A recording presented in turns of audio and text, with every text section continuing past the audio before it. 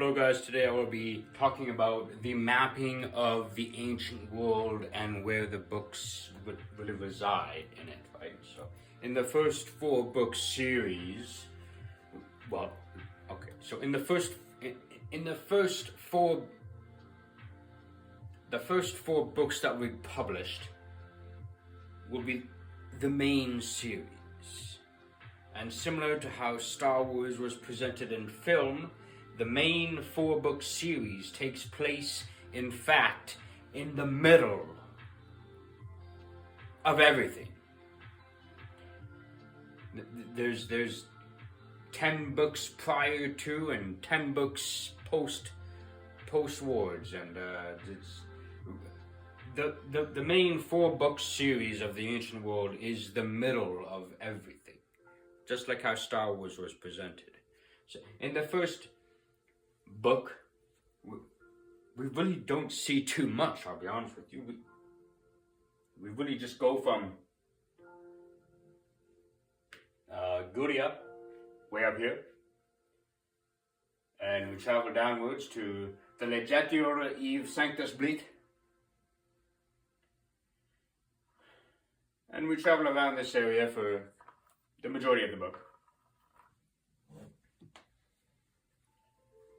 And we pretty much stay in this area for the first full book. But in the second book, we explore Abydos and the gates of the abyss, and we travel down to Gihanas, Alvarbas, into the lands of Senyuk Styre. And many great things happen.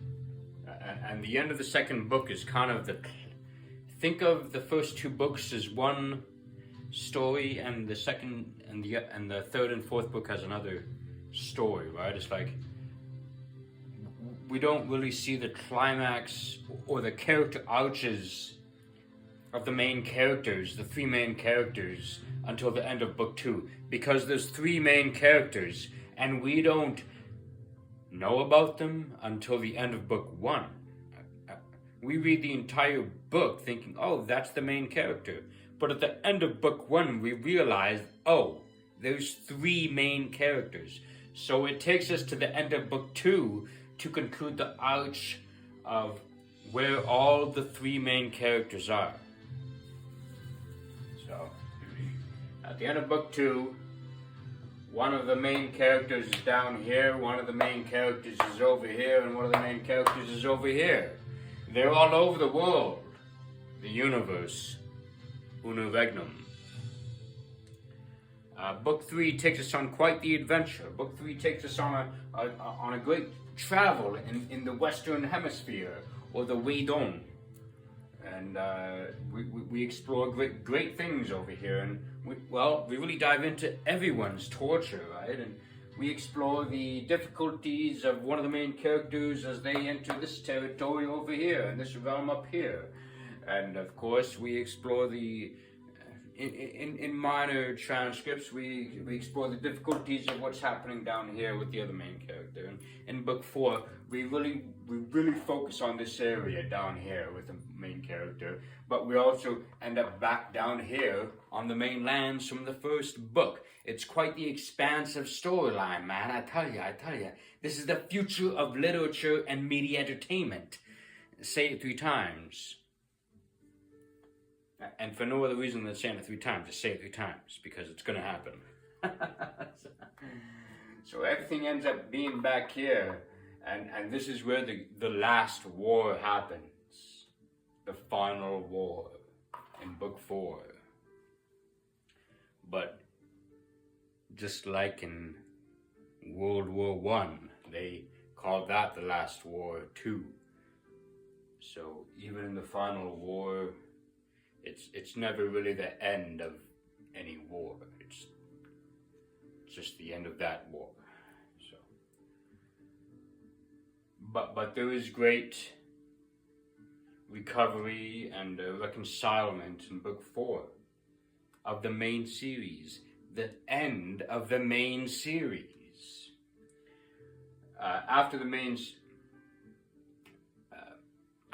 series is done and published, I'm going to focus on the prequels before I enter the sequels. I'm going to do all the prequels before I do the sequels, as I said in the beginning, just like Star Wars. We start in the middle, and once we've explained the middle, we enter the prequels. And in the prequels, we have the Chronicum and the Barbarians and the Queen's War and the Age of Legends and the prophecy of three sons. And Chronicum essentially describes this area that we explored in the main series, except we explored in its prime standard, when everything is actually, well, not destroyed. So, and of course, the Barbarians happens alongside, simultaneously, in unison, time lengthwise, with the Chronicum. It's just a different culture and a different people. And they are the barbarians who live in the mountains northwards, or Norden, of the southern royalists. And we essentially explore both cultures deeply. We explore both cultures in their pinnacle deeply in the Barbarians 3-book series and Chronicum 3-book series.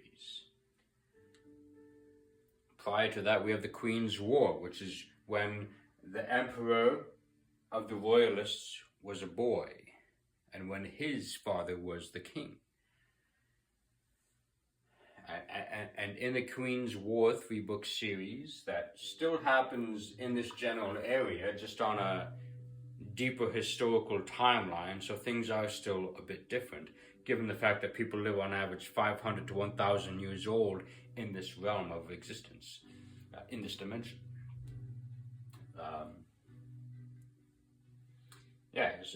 So the Queen's War is, we get to see the soon-to-be emperor as a boy becoming a powerful, anyways, but and in the Age of Legends, it's as it sounds, it's again, it really explores this but it really explores the entire, in the Age of Legends, it really wow. Now that I just remembered, I do remember, in the Age of Legends, it really does explore a massive war front. Alright, in the Age of Legends, it really explains why all the future wars happens. Because in the Age of Legends, there was a great front against the Garden of God. Alright. So in creation, God made a garden, perfect, for his perfect creation. And he built a wall around that garden to protect it from all the monsters of the universe. And that garden is the center of the universe. The center of God's creation is his perfect garden. And that is the third realm, Earth. And that's why we have big walls around it. We have 3 separate walls around the Earth's realm. And in the Age of Legends, we explore a great, great war where demons of great evilness from the unuregnum try to invade God's perfect garden.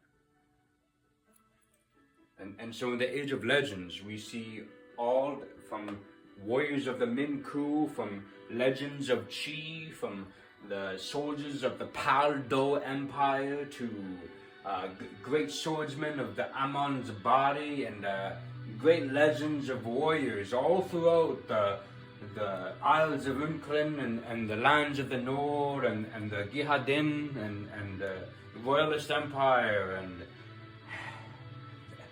legends came from everywhere across the universe to defend God's perfect garden, the center of the universe, Earth, the third realm. And so yeah, that's the Abrax Age of Legends series. And in the Prophecy of the Three Sons 3 books, we really focus our attention specifically on the lands of Gehadan, the Fardo, where creation truly began. And it's a 3-book series where 3 sons of the Creator sacrifice themselves to blossom life throughout all the lands of existence. So one of the sons creates the black sun that resonates all, it amplifies all lands unto itself. And then we have the high sun, which is essentially the sun that circulates the entire unuregnum. And then we have the low sun, which circulates God's perfect garden. And all of those sons had to sacrifice themselves in great pain and torture to become these eternal sons that give life to all existence of His creation, of God's creation. And then we move on to the prequel series, which is, if I can remember correctly, we have, there's so many prequel series, man, there's a lot, but, we'll look at that on another time. But the prequel series explores a lot too, man, I tell you, it's look at this, this is Earth. You see all that? There's 8 billion people right there. And mind you, they're all 6 feet tall, but they're all very tiny compared to the greater realm in the greater universe that exists outside of Earth, right?